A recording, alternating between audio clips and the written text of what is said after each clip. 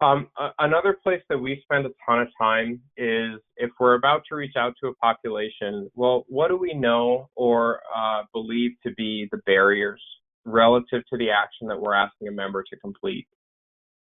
Okay, and so if we're using that instance of telemedicine, for example, well, maybe there are certain tech parameters that we would want to connect the dots on.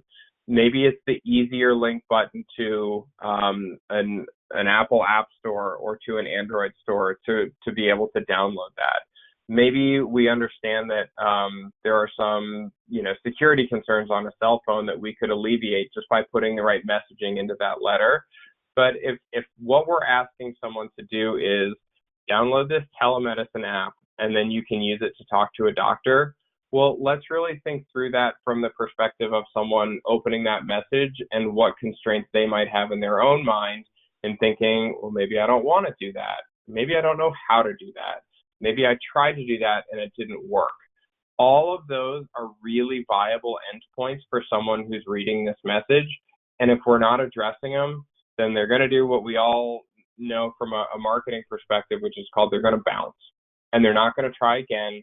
And in addition, the next time they receive something from us, they're starting from a deficit in terms of a trust and an expectation that this is going to be highly valuable.